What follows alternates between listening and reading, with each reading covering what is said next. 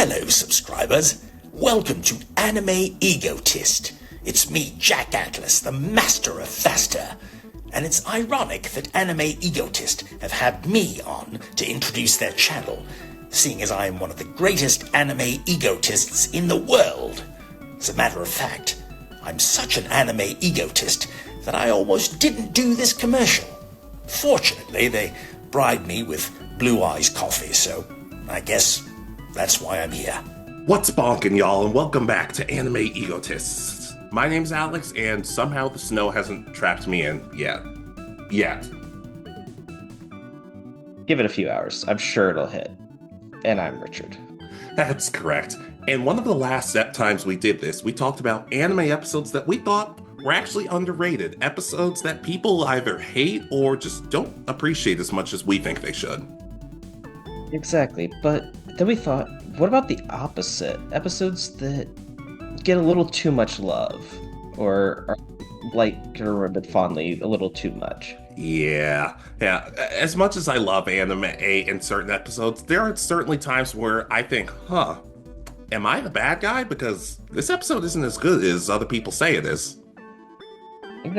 That's not to say we don't like these episodes. It's just, do they deserve to be considered the best of the series? Yeah. Is kind of what we're getting. Yeah, well, two of these episodes, I will say, I don't understand why people like these episodes. Both of these episodes are trash, in my opinion. But that's what we're here to talk about. Overrated anime episodes. Thanks so much to Sophie Stardust for the Sophie Star Drop for the thumbnail. Would you like to start us off? So my first one is returning from the brink from that time I got reincarnated as a slime. So this is towards the end of season 2.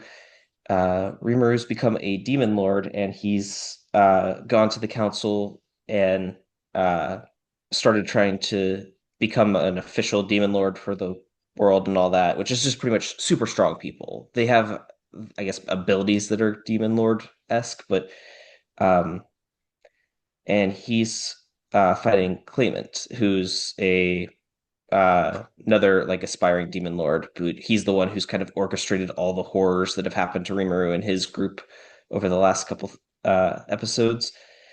And the issue I have with this episode is that one of Rimuru's allies is supposedly controlled by Claimant, and she completely destroyed a kingdom, pretty much just for fun. And I know that's kind of her personality, but it feels like Rimuru's already kind of had it, like, tried to make her a little bit nicer and stuff.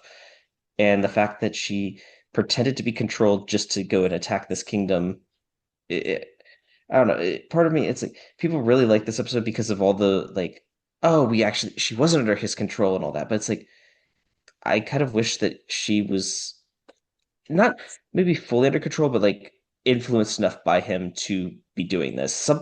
It really kind of hurts her, in my opinion, in this part. And I'm just like, why? Like, and then to reveal like, oh, he's completely weak now because everybody's betraying him pretty much. It's just annoying. So it's similar to when Vegeta let himself get taken over by Babidi, even though low-key we all realize that Babidi kind of sucks. Exactly. It's Okay. She purposely goes and attacks kingdom of like they're like half animal people just to attack them, and I don't know. It's just the combination of things just doesn't work for me on Yeah. this episode. But people really like it for its, I guess, subterfuge elements. Yeah, especially if it sounds like Rimuru was trying to help this person and it seemed like maybe she was changing, then it's like, no, not yet at least. Exactly. She just kind of she had kind of become friends with Rimuru, and we always knew she was kind of destructive, but this felt extreme, attacking innocents, destroying an entire kingdom just because she wanted to pretend she was controlled. Doesn't sound like a regular Tuesday, so yeah, I kind of understand that. Yeah. So just that I had to put this one on my list. It was one that I felt needed to be. Yeah, I understand. Alrighty. So your first one? All right, a two-parter. Or, well, technically it's a multi-parter, but just these two episodes. Yu-Gi-Oh! 7's episodes 12 and 13, Drawing a Foul and The Chosen One. Okay. Okay, so Yuga and his friends are going to another one of their friends, Roman's concert, because Roman's part of a band. But the secret deep down is that Roman has actually been spying on them to learn more info about Rush Duels, because her cousin Roa really wants to be, I guess, the next King of Duel. They call it King of Duels, not King of Games. I don't get it. But the thing is, Roman actually feels bad because she's kind of lying and deceiving them, because Roa put her up to it. Because Roa's like, "Hey, you need to do this for me, or I'll tell everybody your secret." Keep in mind, they're cousins, so yeah, Roa's kind of a jerk. So they all have a series of duels of Yuga and his friends versus this is Roman and Roa's bandmates.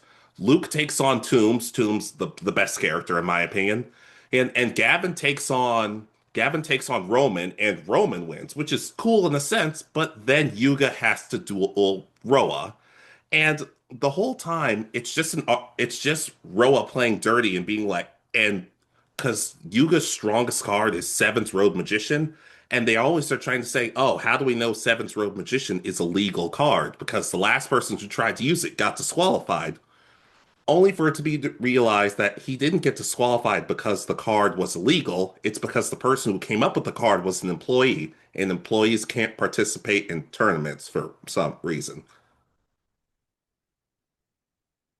Okay, so this is just a convoluted way of explaining the origin of the card. Yes. Of course, the person who gives them the card says, hey, the traditional way of dueling has grown stale, so we should do something about it. It's a nice setup for how Yuga became the person who wants to change and make rush duels, and that Roa was also there too, and he got jealous over the fact that that Yuga was the one who was chosen. But it's just kind of boring because a lot of people like this episode because they really like Roa. I don't know why. I find Roa to be really obnoxious and kind of a jerk.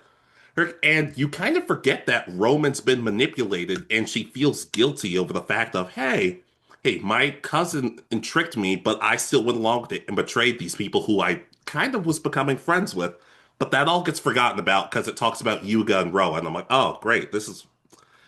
It's low on the list because I told myself if they do more with Roman down the line and make her compelling, I'll forgive it. And then they did. To be fair, they don't write women that well in Yu-Gi-Oh! So I'm like, oh, cool. That's okay. That's refreshing. They actually made up for it later.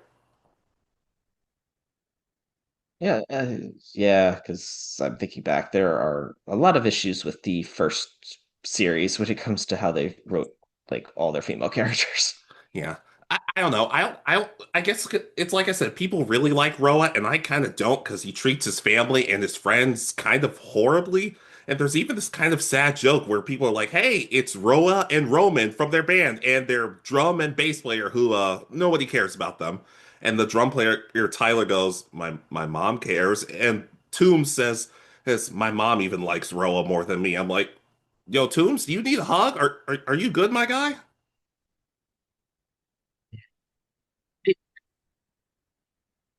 They always do that. They always create these extra characters, but especially for like characters in a band, it's like, oh yeah, these are the background characters. Yeah. Yeah. It's a pretty funny episode. There are some cool moments, but it's just not for me. Like, if you like Roa, you might like the episode, but I don't, so I didn't. I don't know what it is with green-haired anime rivals that piss me off so much. That gonna come up later. No, that's just an allusion to I still have my eyes on Drew from Pokemon. But to wrap up, I finished Yu-Gi-Oh! Sevens. I thoroughly enjoyed it. Now do I go to Yugi to go Rush or do I go to Zexal? I don't know anymore. Yeah, you got a couple options, but still, yeah. Yeah. Better episode in hindsight, but I still don't even want to rewatch. I still don't really like it. Alrighty. So my next one, I'll go ahead and get my Yu-Gi-Oh one out of the way. It's also a two-parter. I have Yugi versus the Rare Hunter Part 1, Battle City Begins, and Yugi versus the Rare Hunter Part 2, Up Against Exodia. I Okay. was researching this and I was surprised to see that this was considered like a lot of people's like not necessarily favorite, but a like one that everybody seems to like. And I'm like, it's fine, and I like moments of it, but it just overall it doesn't feel like it deserves to be in like those top duels, especially from like some of those original series duels. Yes, it's Yugi versus what was his ace monster during the first episodes, but uh,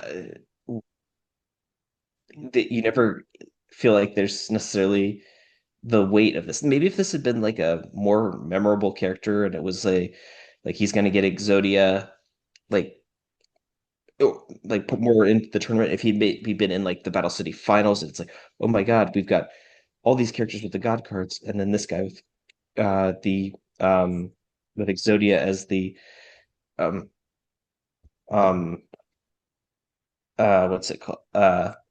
As the final um uh in the finals. I just think that would be such a better place for this duel. So I put this as I don't know, as meant or not on much as one on my list. I feel like maybe it could have even taken place during Duelist Kingdom. Like instead, like they even people even joke about it. It's like, hey, Weevil, you know how you threw those cards off the deck? Why didn't you use them for yourself? Exactly. I mean, Exodia is the most powerful set of cards in the game at this point. Yeah. And it got taken out by one card by Yugi being like, oh, I play this card that destroys all other copies. It's like, oh, wait, it took one card to beat this guy. Look, I give Arcana a hard time, but I at least see his backstory and go, oh, I feel kind of bad for him. I see Loomis and Umbra, and even in Duel Links, when they win, they'll be like, you know, you're the best tag partner ever. It's like, no, you are. It's like, oh, that's actually really sweet. But I don't even remember this guy's name, and no, I don't feel like looking it up. No, from what I could tell, his name is literally Rare Hunter. He has no other name. God, that's his parents are cruel. Yeah. So just for being rated high as a duel, I had to put it on my list. It's like I enjoy it, but it's not my favorite. I didn't even know people like this. Honestly, this is kind of one of those episodes. If you told me when you remind me, I'm like, oh, this did happen, right? I remember his duel against Joey more when Joey lost Red Eyes more than Yugi's duel itself. The only reason I found it was because like I was just like, okay, is this duel popular? Can I talk about it? And then I looked it up, and this was on like multiple lists. I'm like, as like top favorite duels. I'm like, why? So Yeah, it's kind of. Then again, one of my favorite duels is when Yugi duels Blair and all the monsters turns into a romance visual novel. So maybe I'm not the person who should be talking. But yeah, your I next can go, one? son. All right, my next one. Bakugan New Vestroia, episode 42, Exodus. Okay. All right, so throughout the plot of New Vestroia, the villains are trying to create the BTS, the Bakugan Termination System, which will wipe out all Bakugan in I want to say, 6,000-kilometer radius. But the new, I don't remember. Dan and his friends all of their Bakugan have evolved again at this point. And the purpose is, oh, once your Bakugan that's evolved loses, the BTS system gains power. So everybody loses at one point, including Dan and Spectre. Spectre, who just jumped ship to help the Brawlers. It's kind of a cool setup because it's revealed that one of the reasons Spectre did it is because the villains took out his henchman Gus, and for all the crap, for everything you can say about Spectre, he was loyal to the people who cared about him and looked after him. So that's cool. Well, so they decide to teleport all Bakugan from New Vestroia back to their world. Well, and when that's not working, it's like, oh, some of the Bakugan might not be able to make it. But Drago decides to keep going anyway, and he basically decides to sacrifice his own life if it means protecting all the other Bakugan. Cool concept, but Spectre's Bakugan Helios says, well, you're not going anywhere. We still haven't settled our beef. I'll help you save everybody, but in exchange, you still have to battle me afterwards. Everything seems cool so far. Until Drago decides to take the BTS system all the way up into space. Ace. So it's safe from everybody else, but it'll blow him up in the process.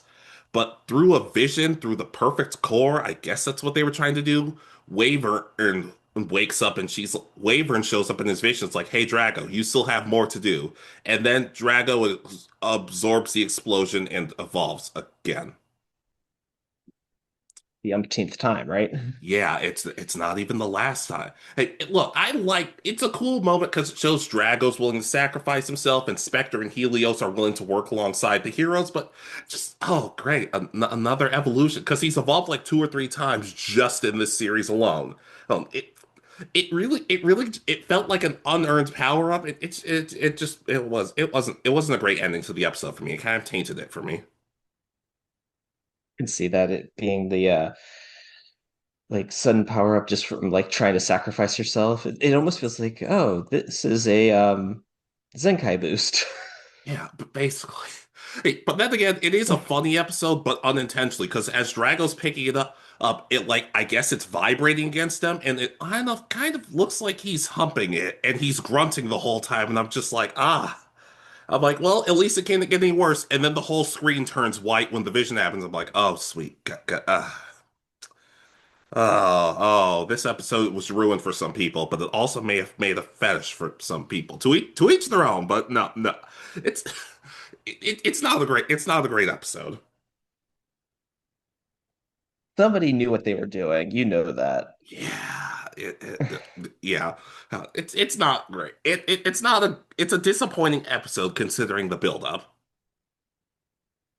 I'll co-sign. I've never seen this episode, but it sounds like one of those that I could see people really liking, but I could also see it being like, why do you like this episode? Yeah, and I like the Spectre stuff. I don't know because I think the only reason I would say I even like it is because I like when it comes to the villains of New Vestroia, I pretty much like them. They're either I don't really like you, but you're okay, or I really like you because you seem like a complex character with morals, or I hate you, but I hate you because you're a good villain. It's a good mix. Right? Yeah, that's I said. I'll co-sign. I think Yeah, it sounds like an interesting episode, but also a little too much. yeah, All right. So my next one. please. So I put late for the show, but ready to go. The ultimate secret technique is born from Naruto. So this Okay. is when Sasuke and Kakashi show up late and he starts fighting Gaara. It's really popular for some reason, and it's I like that Sasuke gets his for does his first Chidori and all that here, but to me, there's so many better episodes throughout this kind of part of Naruto with the Chunin exams and all that, and then the Konoha Crush is about to start. All of this just is one of those things that it's I'm trying to think of how to put it. It's just not the best episode. And I know a lot of people like it because it is the start of the Konoha Crush, but it's I don't know, it just feels lackluster. I want more from a fight between what are supposed to be like the number one and number two like rookie Genin trying out for the Chunin exams. And it just doesn't feel necessarily like that to me. I don't know how you feel about this episode.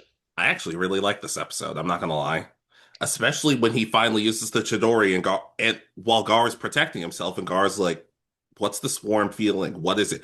And then he sees the blood, and Gar's voice actor kills it at this point with the pun intended, blood curdling scream of "It's my blood." I'm like, as a kid, I was like, oh God, I'm scared."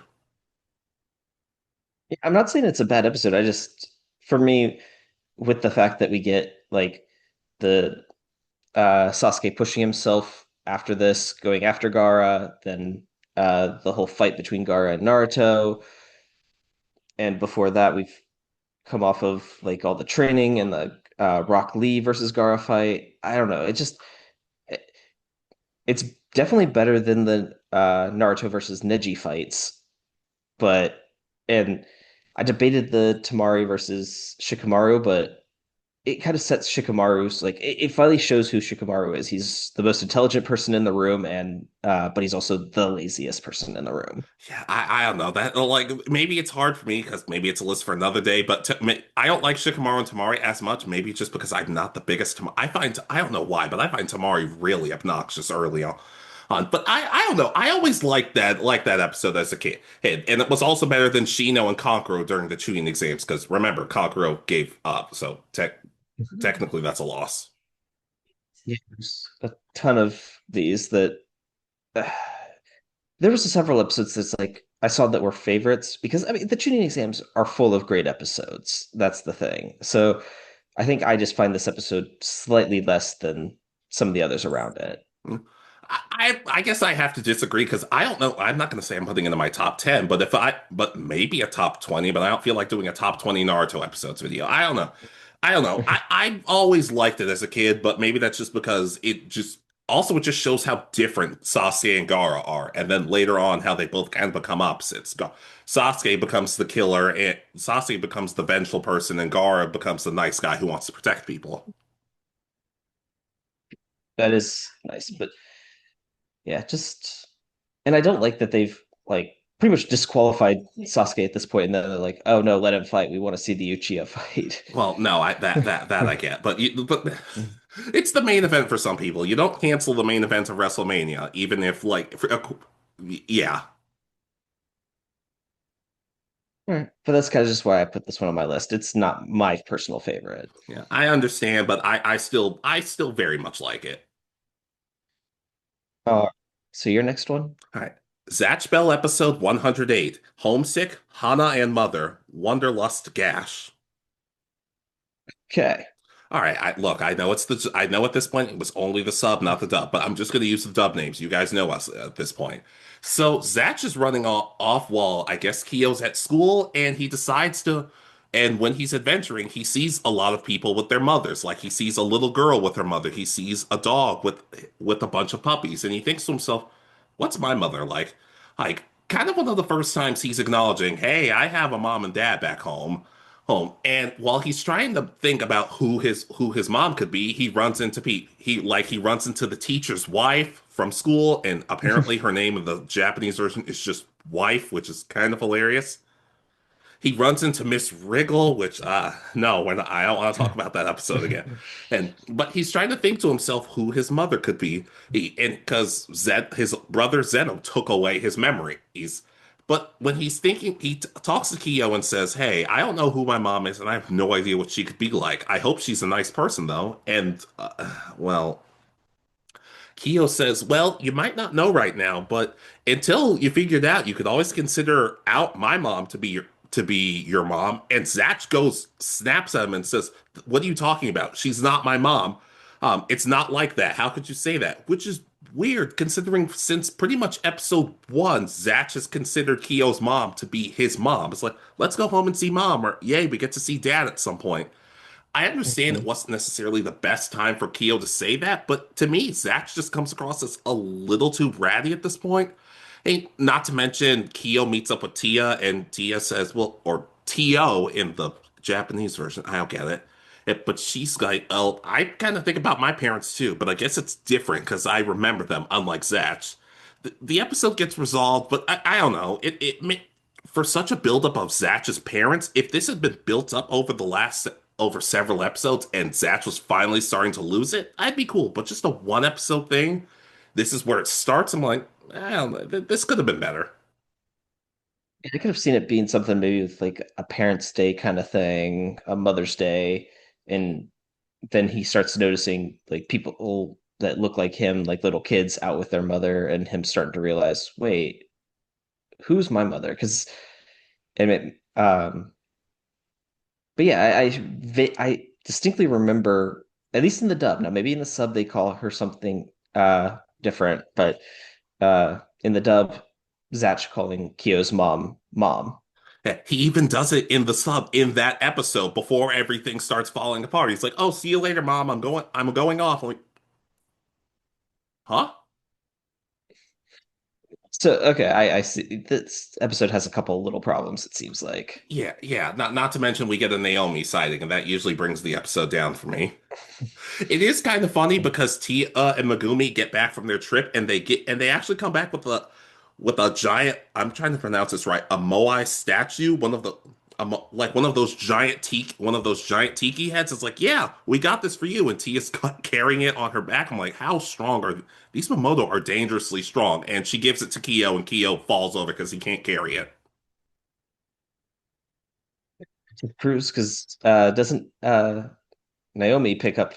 big stuff sometimes that's like way too big for her to be carrying. So it just proves she's a Momoto as well. Yeah, and it's also weird because you see Kyo, and I guess he's wearing an undershirt, and you see his arms. I'm like, huh, Kyo's surprisingly ripped. You're telling me he can't carry that? Whatever, never mind. But like I said, for like, because I was curious, who are Zatch's parents at this point? But it's 100 episodes in, and you're finally acknowledging it. And like I said, it makes Zatch come across as a little bit too much of a rat to the point where I'm like, huh, I'm not really enjoying this as much. Cosign. It doesn't sound like the best moment. It sounds because especially at that point in the series, it's supposed to be reaching its conclusion. So it seems like this would have been also a season one thing, maybe. Yeah. Yeah. To wrap up though, it is better with a rewatch because the first time I saw this episode, I absolutely hated it. And then I rewatched it again last night and I'm like, I mean, it's not horrible, it's just very messy. Okay. All right. So my next one. Yeah. Alrighty. Uh, so I picked Luffy versus Usopp, the spirit of clashing men. Oh no.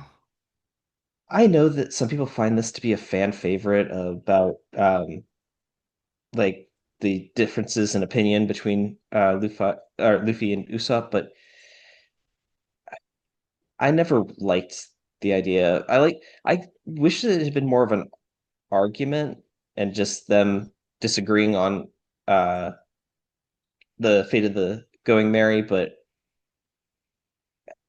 I don't know. It just never sat quite right with me with this fight. I love the fight itself because it shows Usopp's desperation to meet his standards, but still, there's just something about like this disagreement that I just don't care for. I actually agree. Okay.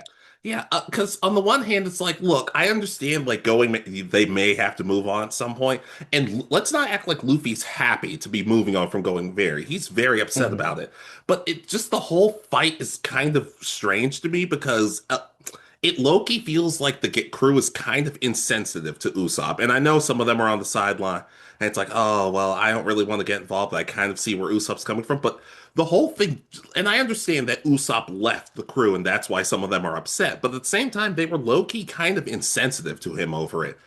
And I love the fight itself because it shows that, look, Luffy is stronger than Usopp, but Usopp is craftier. So if the two of them went actually all out, it's not exact. Luffy doesn't exactly win easily, but it's a very emotional fight between two people whose friendship is kind of on the outs right now. But I don't know. I don't know. Oh, to me, it's kind of one of maybe it's biased because deep down I'm like, no, I'm completely on Usopp's side. But even if it led to a very emotional scene, but just I don't know. To me, it's I don't like it as much. Maybe I don't like it to the degree everybody else does. Exactly. I almost wish like if I remember correctly, when I was going through this, I was thinking stuff like, well, in order to pass on the spirit of the going merry kind of thing, let's use parts of the ship, like when we have them build us a new ship, so that it's passing on the bits and pieces of what we've already been through, but we know we need a better ship. There's nothing we can do. They've experts. So I can see both sides. I wish that they had been able to come together because I mean the crew's been united throughout this entire part, and it's like this is the first of two big breakups amongst the crew at this point because Yeah, then we get lose Robin for several episodes. yeah, especially especially considering Luffy's the one who did not take as good a care of the ship as everyone else. So I'm like, what right do you have to say we need to move on? Like, you're not the one who's been taking care of it. Exactly. Yeah. So there's just a combination of a whole bunch of little things. This episode just never sat quite right. So that's why it's on my list. Yeah, even the scene when they all reunite and I'm bawling my eyes out over it, I'm just like, is no one gonna say they're sorry to Usopp? He said he's sorry. Is no? Oh no. Oh, okay, sure. All right. It's not my pirate crew. Yeah. I mean, people like sobbing their eyes out for the going merry. It's like I know it's sad and they all have a right to be sad, but it's like y'all also like treated her like nothing a few episodes ago. Does your crew have to go through this? Yes. How many ships do you guys go? The chamber. I'm not joining the Chainbreaker Pirates. That sounds miserable. There's like 10. Oh my We God. started out on we started out on a lifeboat, so it's fine. Our ship is still intact. I can't say the same about the captain, but but then again, the captain's me, so never mind. But I can co-sign. Um, so your next one? All right, it's gonna be a little bit of a weird one. Love Chunibyo and other delusions. The Rikka Wars. Okay. All right, so this is the second OVA, the one that came out right after season two. Who, and I guess this is my fault because I said my biggest problem with season two was it didn't focus on the relationship between Yuta and Rika that much, and I guess I paid the price for that. So Rika notices that Yuta's talking to a friend of his, and the friend in Makoto is giving Yuta a little flash drive, like, here you go, it's what you want. And Rika's suspicious about it, and so they talk to the rest of their friends and they interrogate Yuta, saying, "What's on the flash drive? What's on the flash drive?" And Yuta says, "Well, it's my stuff. It's none of your business," which is somewhat fair. And then they tie him up and take the flash drive and look through it. Yeah, it gets worse. And on the flash drive is an idol that Yuta was a fan on. It's nothing.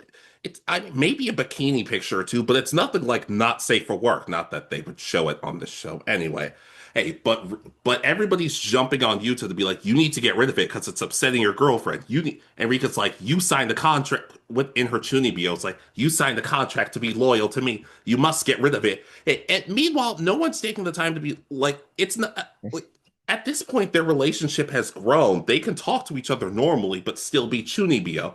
Oh, and the fact that she's just like, hey, look, you might be into her, but those pictures and that stuff it feels like emotional cheating, and it genuinely hurts me. I mean, no, it's just everybody jumping on Yuta, and it's like, look, it's not a great thing he has these, but if you talk to him like a normal human being, maybe this would be over. Here, he tries to give the flash drive back after being bullied into it. His friend sneaks it into his pocket anyway. He looks through the pictures and he's like, "Okay, I'm done for the night." And then Rika breaks into his room and accidentally destroys the flash drive. Everybody comes across as unlikable in this episode.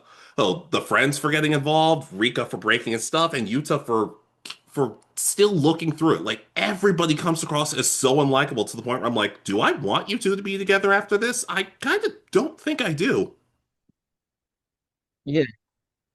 The fact that this episode focuses on just accusing versus talking things out and trying to figure things out as in a relationship and not involving people who aren't involved in it. Yeah, and look, because like I have friends who tell me stuff like, "Oh, my boyfriend and I were kind of going through some stuff," and I'll be like, "Oh, you want to talk about?" It? And I'll hear them out, and maybe I'll give my take, but I'm not going to jump in front and be like, "Hey, you need to do that." Like, it's not my business. And I understand it's Mhm. nice to have friends who have your back, but just the way everybody goes about it just makes me kind of hate everybody involved. Yeah, this is God, yeah, this is not one I'm sounds enjoyable at all. Just and you've talked so much like respect for this anime. I feel so bad that this is like one aspect of the relationship that feels like it should be in a better spot than this at this point. Yeah, yeah. You might. And here's the thing: I'm not condoning Utah. If your partner says something like, "Hey, this is really upsetting me. Hey, is there something we could work?" Like, you should do that. He should not have looked through it in the first place. But at the same time, if I've been tied up, if I've been berated, and if I've been intruded by people whose business this isn't, I, is he the good guy? No, but like, no, it's not a good episode. And then when they fight, they have cameras in his apartment. It's like, hey, look what he's doing right now. He's still making you dinner even after you left. I'm like, oh, so you have cameras in his house. One, okay. Yeah, I don't like this episode. And a lot of people do because it focuses on their relationship. But I'm like, if you're gonna focus on the relationship, make it a good episode, or at least make it entertaining. And this was not. I mean, they could have still had the literally, as you said, the same point, just but have them be the ones that talk it out for over what to do. Yeah, they do that in the first episode of season two. It's like, hey, let's forget about our friends. Let's just you and me talk, or you and me go grocery, whatever they decide to do. It's not good, and a lot of people like it, and respect to them. But I actually would full on say this is the worst episode of the series. All right. So honorable mentions time. Let's do it. All righty. So let's see. I have Natsu versus the Twin Dragons from Fairy Tail. So this episode focuses on one of my favorite arcs, the Grand Magic Games. Um, Pretty much throughout the entire game so far, the Fairy Tail's been beat down and treated very poorly by the other guilds because they fell from grace when during the time skip. And uh, Natsu's supposed to battle against Sabretooth's twin dragons with Gajeel for on uh, Fairy Tail's team.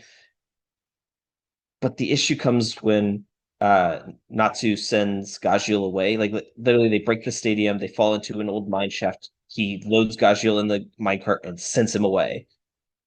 And uh, both of the uh, Sting and what's his name?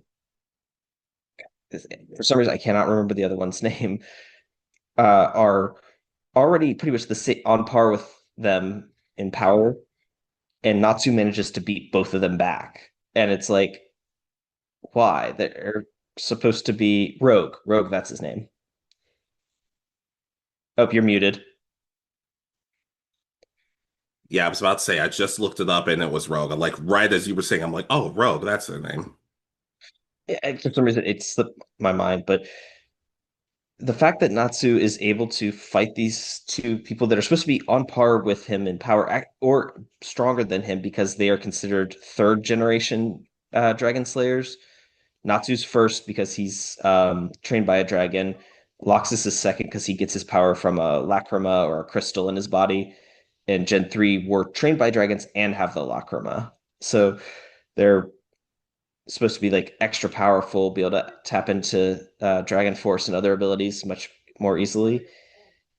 And the fact that he struggles and isn't able to, the fact that they struggle against him on his own, it's just like, wow, this is like main character energy way turned up.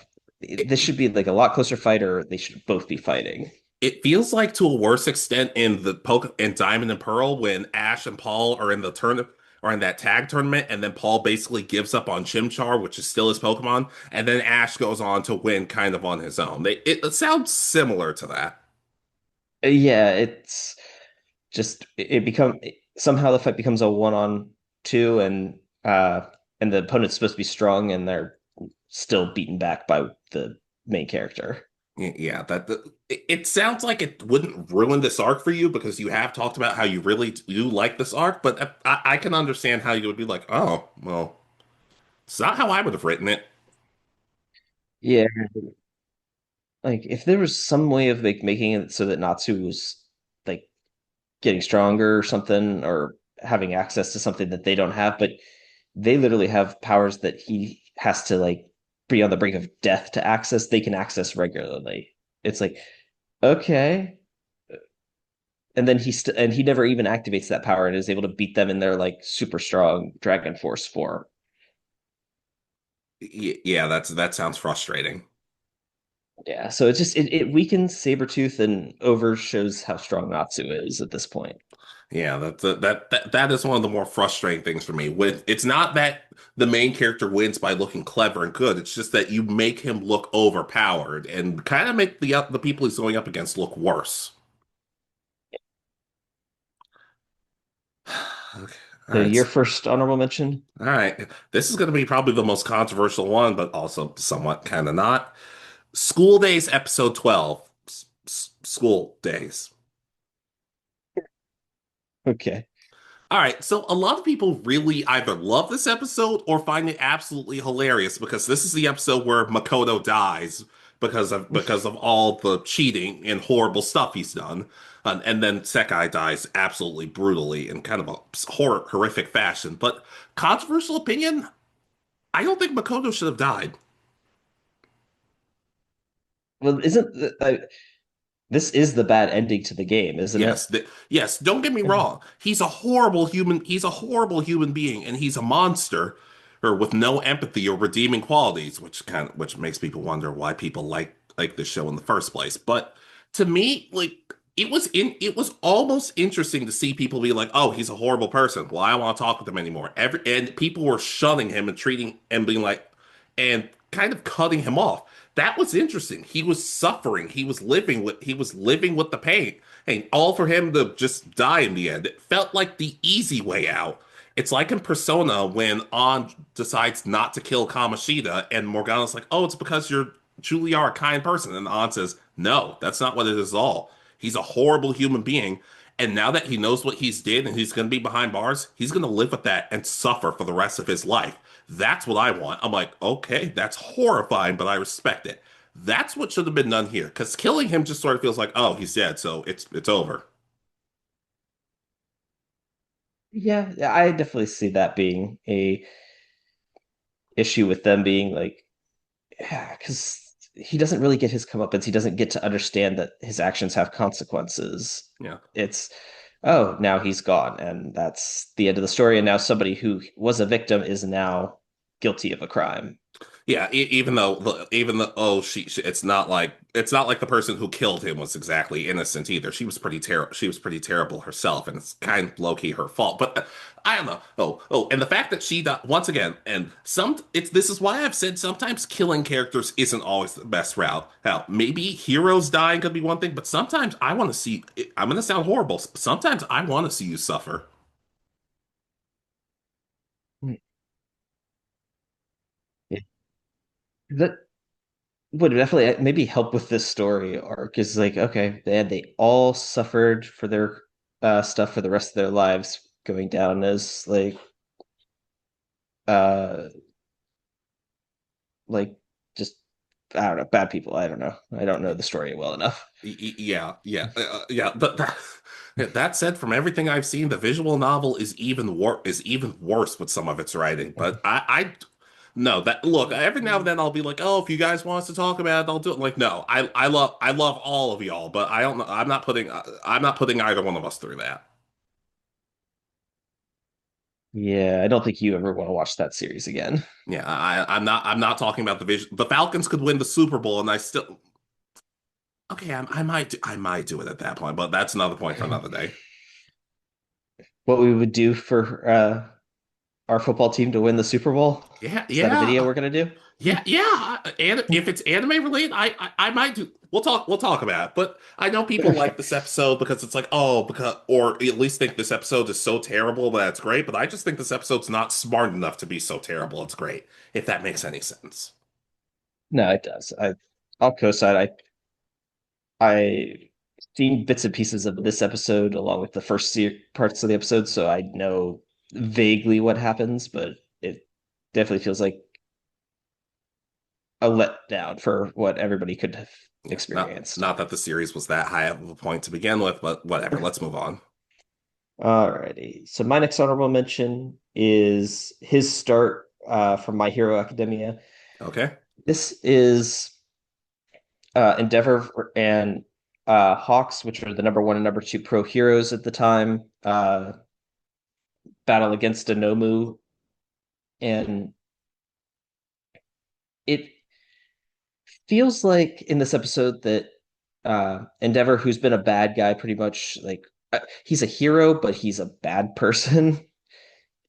And he's worried about trying to get like redemption with his kids and all this at this point. He's uh, also trying to step into All Might as the symbol of peace. And while he's kind of able to do it, he also fails in ways. Just knowing how much happens, it's like I don't know that I feel like this episode just pushes him a little too much. Like they make him beat a like Smart Nomu, which is like a amalgamation of quirks in a single person, and they uh does like the same pose as All Might, where he stands there with his fist up uh after defeating him, but he's severely injured. It's like people would notice that it's like All Might fought like multiple Nomu and all this beforehand, and then fought the leader of the villains and was barely able to survive. You fought one of the things he fought beforehand and barely survived. I would be worried at that point. I'd be like, yeah, yeah, we're all doomed. It was nice knowing you guys, but we're all gonna die. Yeah, things are about to go wrong. I'm leaving this country. I was just like, yeah, it's okay. I loved all of you except you, Bakugo. You were kind of an asshole. Yeah, just him being trying to become the symbol of peace in his start, and literally like a few. I think the next season, by the end of that season, the world's gone to all hell, and he's no longer considered like the leader of the heroes anymore. Please tell me after the post just to fuck with you. He does one of your favorite moments and he points and goes, "You're next." Please tell me he says that. No, he literally is like just trying not to collapse to the ground at this point. I was just like, "I'm next. It's me. None of you. I'm the future." I'd be like, this series is not as wholesome as I thought it was going to be." No, and then he literally just goes away. Pretty much by the end of the series, he's I think pretty much retired. I haven't watched the final season just because I haven't had a chance to recently, but uh from my understanding, he retires and like it's and because Dobby reveals that oh yeah, he's an abusive dick of a father. It's like oh yeah, so everybody who like really liked him doesn't like him anymore. It's just like, I'll do whatever it takes to be number one. Can you be a good dad? I'll do almost anything. How about be a good husband? No, not that either. That's upsetting. I get it though. I don't know, especially if if you don't really care for one of the characters involved. I can understand the episode centering about them being like, this doesn't work for me. Yeah, I know it's mostly to set up him as like a failure as the new hero leader of the heroes, but I don't know. Just me, it's just like either fully commit and show him being powerful enough to be on par with All Might, or like have it be like people actually getting worried, and nobody gets worried until after the war arc that's happening. Yeah, after the war, now I'm finally worried. Really, because we just lost 20 of our friends. You weren't okay. Yeah, all right, sure. Yeah. All right. Your next honorable mention. All right. I will probably fully admit that this is a very good episode, but in all honesty, well, all right, here we go. Naruto episode 53, Long Time No See, Jiraiya Returns. Okay. Look, as a kid, I loved this episode, and a lot of people still love this episode, but dear God, it does not hold up nearly as well. So after Ebisu gets knocked out because he's trying to stop Jiraiya from peeping on women, yeah, that sounds horrible. Oh, Ebisu deserved it.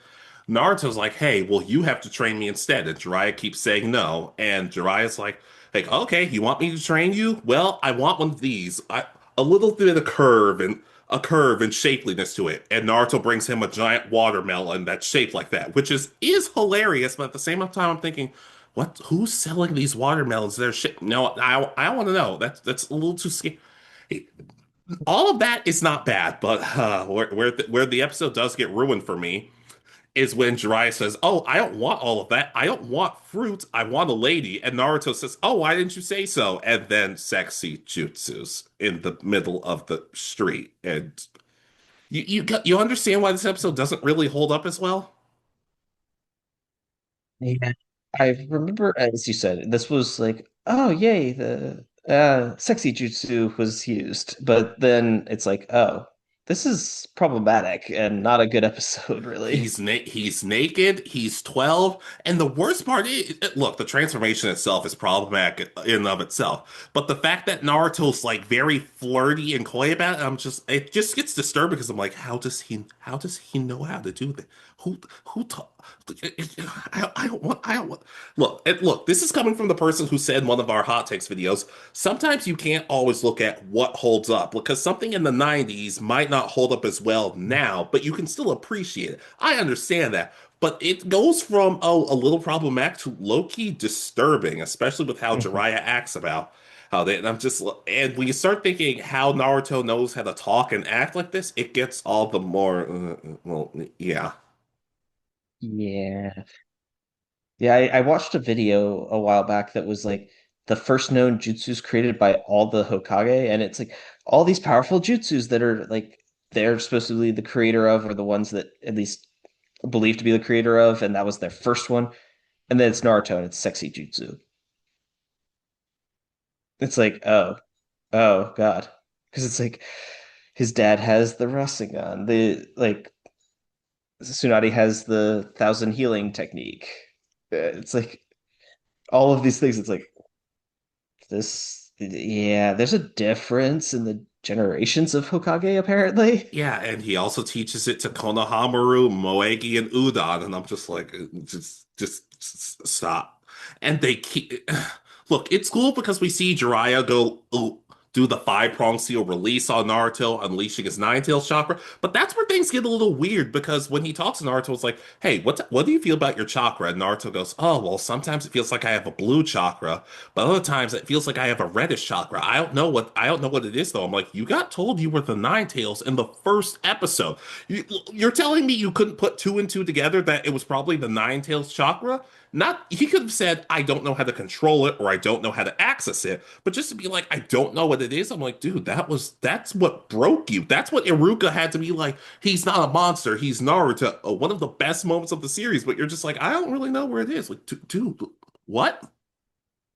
And they talk about what was it? Him being like he's already hasn't he already talked to the Nine Tails once where the Nine Tails is like, here, I'll let you borrow some of my chakra brat. I don't remember if he talked to the Nine Tails when Sasuke almost died to Haku, but it was later when, and then he summons Gamabunta after Jiraiya helps him through the training. But my point more being, how do you not know this is probably the Nine Tails chakra? Especially since he already knew it. It's an episode that it's probably very good, but the more I start to think about it, I'm just like, I'm not enjoying this nearly as much. Ghost side, I think this is definitely an episode, especially because this also falls into the category of in the middle of the tuning exams. It doesn't, and it throws. I can see this very much throwing the pace off. Yeah, and I like all the other episodes. I like Shikamaru train hang out with Asuma. I love the episodes where where not Lee, where Sakura and Ino go to the hospital to check on Lee, and we see what Lee's going through. I love that stuff. It's just this episode where I'm like, I'm not really feeling it. Mhm. Yeah, it really shows that they neglected Naruto still here because like everybody else who's like training is getting trained the way they need to. Like Asuma's training Shikamaru's mind. Kakashi is teaching Sasuke a new murderous technique, which I mean, albeit he's one of the few people who can actually do it because of the Sharingan, but still, it's a new powerful technique he can learn. Yeah, Um, yeah, so this is like, oh, but yeah, Naruto gets put with a guy who doesn't care about him and is going to treat him like crap, so he's going to abandon him to go with the perv.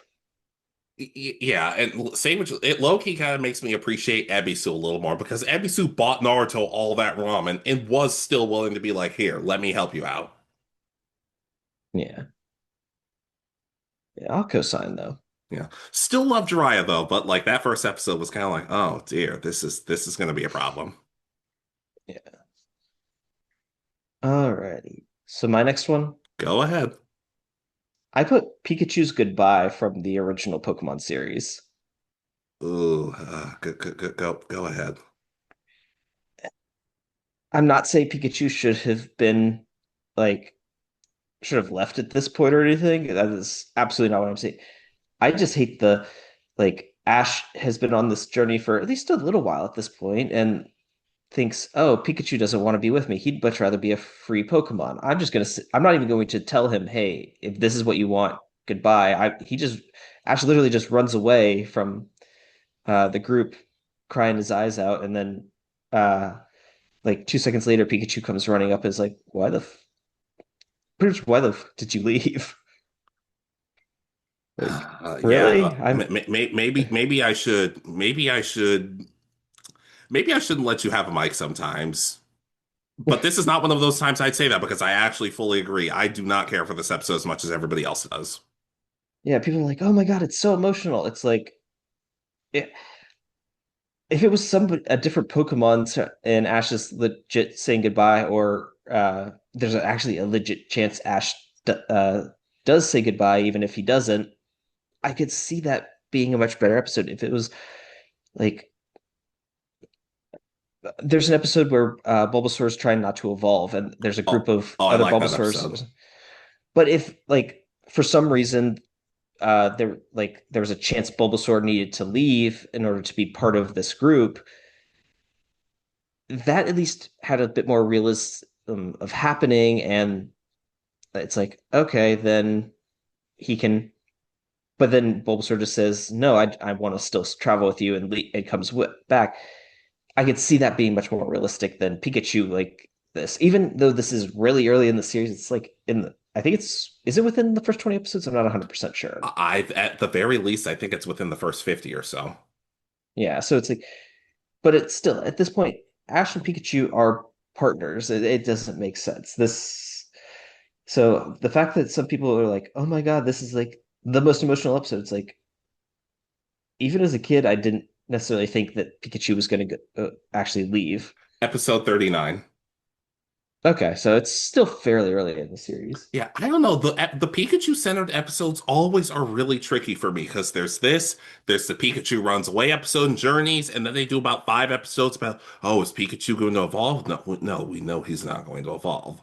The Lieutenant Surge one was the most impactful one, and that was very early on, and then they decide to keep milking it. And then he meets that one in Sun and Moon, whose canon name in the Japanese version is Boruto, which okay, okay, okay. I don't know. The Pikachu centered episodes are always really tricky because I think at the very worst they're good, but at the very best they're good, but they're still not. I don't know. I always find problems with them. Exactly. They're never the best episodes. Although my favorite of them is the Pikachu Amnesia episode. I do really enjoy that episode. I'm about to get to that with my Advanced Challenge rewatch, but yeah, that's a good one too. But just I had to put this one on my list. It just doesn't, the emotional weight that some people seem to put behind it, I just don't see. Yeah. Also, it kind of just makes Ash look like an idiot, and yeah, I never. To each their own, but I never really cared for this episode. Yeah. All right. So your final honorable mention? All right. Black Clover episode 163 or page 163. Dante versus the captain of the Black Bulls. Okay. All right, so Yami taking on Dante, who's been pretty much beating the snot out of the Black Bulls, and say, "Hey, I'm not going to let you hurt them, and I'm not going to let you take them either because they're my squad and I like them." That's really cool. Seeing Luck take on some other Spade Kingdom members, that's all well and good too. But the beginning of this episode is not great for me because Dante mortally injures Ghosh, and Gray is crying over it. Now, we've seen Ghosh, Gray, and Gordon all kind of become friends as the weirdos of the group, and actually a very touching friendship. But Gordon's back. I want to say he's back at home with his father training at this point, and we get to see Gray's backstory, and it's pretty much just Cinderella. She was treated horribly by her stepmother and her step siblings. They made her do all the chores because they said she's ugly, and she's not. She's not ugly in the slightest. And she runs away from home, transformed as one of her sisters, and gets saved by Ghost from some bandits. Now, of course, she's transformed, so Ghost doesn't know wouldn't recognize her the next time he saw her, but it's showing that Ghost saved Gray, but only because his sister told him to, and says, "Hey, you need to if you're gonna run away, you need to commit." And from that moment on, they say that Ghost has had a crush on Gray, that Gray has had a crush on Ghost, and it's been like 160 episodes, and we're just now learning about this. And Gray heals Ghost with her new magic. I guess she unlocks something because we're still trying to figure out what Gray's magic is. I don't know. Look, I don't mind the idea of, oh, we've grown close, so I want to save you, but just I don't know, the whole Cinderella backstory. I'm just kind of like, oh, Cinderella. That's not really all that original, but okay. Hey, and now it's trying to start a potential romance between Ghost and Gray. It's not into it. I'm not into it. I'm not into. We don't have any ideas for this character, so let's just throw a romance in. Yeah, because that's especially with Ghosh, that's not his character, really. I mean, he's that weirdly obsessed with his sister. Yeah, Is and his to kind of and it's an honorable mention because I'm trying to give it some faith, but it kind of reminds me of because I've been rewatching Danny Phantom lately, and it holds up for the most part. But one of the things that bothers me is the romance between Danny and Sam. Not that I have a problem with them being together, but it focuses so much on them that Tucker gets nothing to work with. And I've noticed that when you have three characters and two of them are meant to be together, one of them just sort of nothing. Has that happened yet? I don't know, but I've been burned enough times to my suspicion can't be you can't fault me completely for my suspicion. can't they that usually is what ends up happening is that, oh, we're going to push these two characters together, so now the third character becomes literally the third wheel and is just off on their own. Yeah, mate, and it's been I first saw the episode years ago and I didn't really care for it. I watched it this morning. I'm like, I still don't really love it, but a lot of people are cool with it. And once again, you're allowed to, but I don't know. I don't know. At that point, it's just kind of like, oh, that's it. It's just Cinderella, and now it's romance. Okay, sure. I'll co-side from my understanding of the characters, this it just feels off. It doesn't feel like it's right for them. Yeah, Alrighty, you ready for my last one? let's do it. All right, I'm interested to know what you think of this one, but because I think you might disagree with this one. Um, Another Super Saiyan, Dragon Ball Z episode 120. So Okay. this is Frieza and King Cold have arrived on Earth, and uh, Future Trunks shows up to deliver the message, and he completely destroys Frieza and King Cold and all that.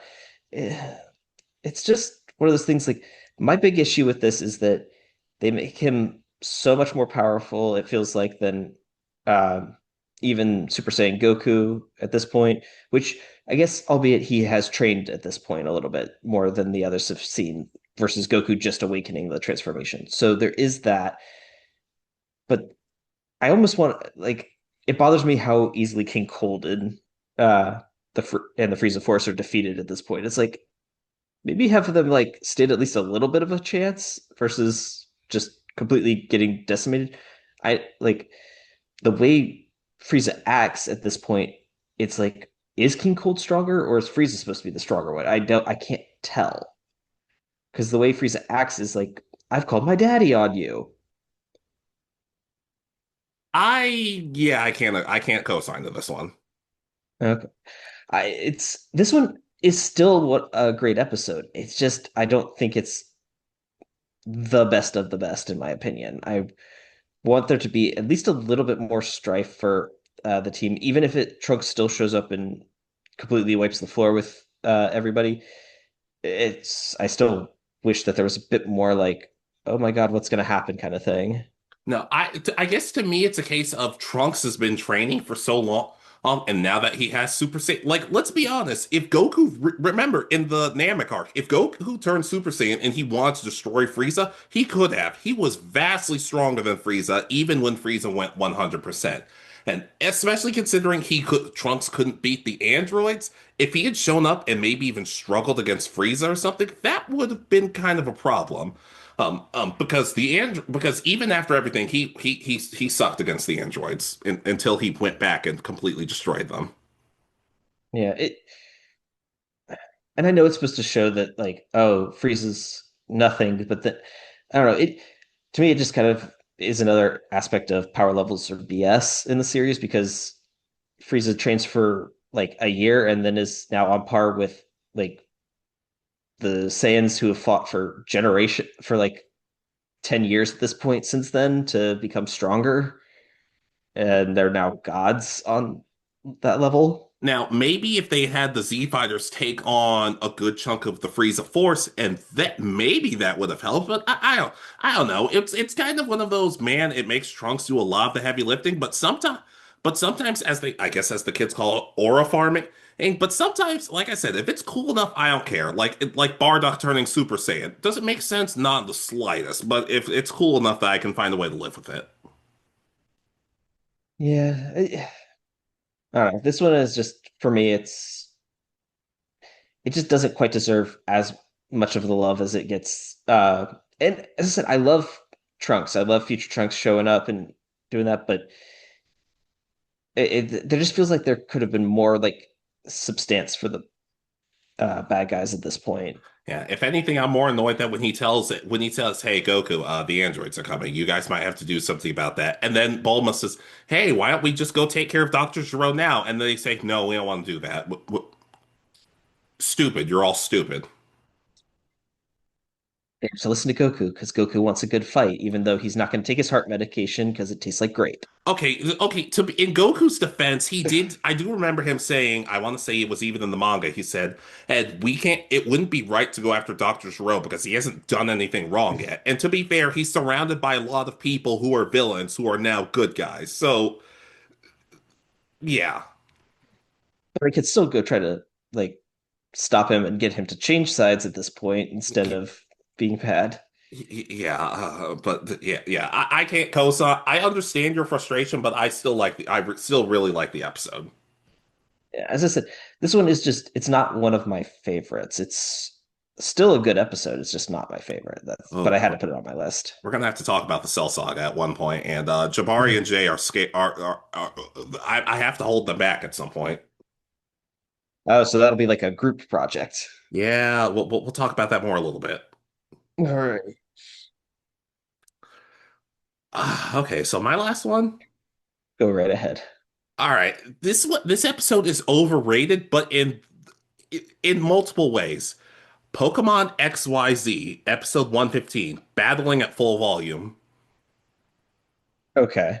Yeah, this is the episode where Ash gets sick and Serena has to dress up as him and battle against the rock star. Okay. I know which episode you're talking about now. I would certainly hope so. It's a very memorable episode. But okay, so Ash is training at night and he catches a cold and he's sick and Serena no Bonnie and Clement decide to go into town to get some medicine. With what money? I don't know. Oh, but a kid shows up and he's like, "Hey, I want to challenge Ash Ketchum because I have Pikachu too, so I want to see whose Pikachu is stronger." And he's loud and he headbangs a lot, and his Pikachu has a mohawk, which I'm kind of sad that you can't make your Pokemon have different hairstyles in the games, but whatever. So Serena decides, well, he doesn't seem like he's going to go away, even though he could just say, "Hey, Ash is sick, go away, or I'll call the cops." But she decides to dress up as Ash and battle instead. And Clement and Bonnie get back and they're like, what's happening here? And Serena explains everything. Then Team Rocket shows up, and a lot of people really like this episode because it's like, oh, we get to see Serena dressed up as Ash, and when Ash is sick and he collapses into Serena's arms, it seems like he's going to confess to her, but and I don't really see that. I don't know. This episode to me is goofy, but kind of in a bad way. I don't really love it. But I also noticed the other side because a lot of people hate this episode because people go, "Oh, why does Serena have to dress up like a boy?" Well, and then people jump on this because, like, oh, because I don't want these two to be together because it sucks. And I'm just like, this episode's not really all that. It's not a bad enough episode that I want to skip it whenever I rewatch X and Y, but it's not a good enough episode that I'm excited for it. It's kind of just an episode that, in all honesty, if it wasn't for the discourse, I probably would have forgotten about it.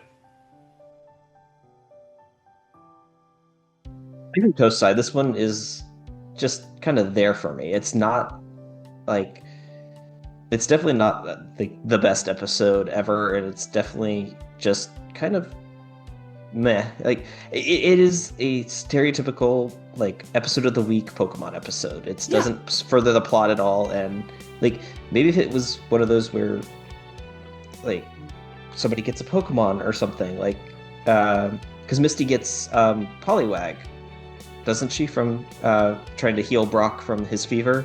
Yeah, and she leaves some stuff behind so Team Rocket was like, well, I want them to get better too. Like, oh, that's really cool. Showing not kindness to your enemies, that's sweet, but there's not really nothing like that here. Yeah, so the fact that it's like, yeah, I co-sign. This one is definitely just a work here. That's it. We're done. It's not, like I said, it's overrated in both ways because people overrate how horrible this episode is, but people also overrate how great this episode is. I'm just like, it's fine. I feel like the episode, maybe it was right beforehand where Clement finds a girl, where Bonnie sets up Clement with a girl, and the girl's like, oh, okay, yeah, I'm interested. I think that's a better episode because that one's kind of funny, but just.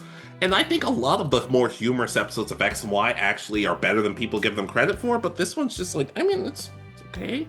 Like if you sit me down and won't make me watch it, I'm just gonna be like, all right, okay, it's fine, I guess. It's just a run-of-the-mill episode. It's not great, it's not terrible. So in a sense, it's just overrated from how often people talk about it, because I don't think about this episode that much.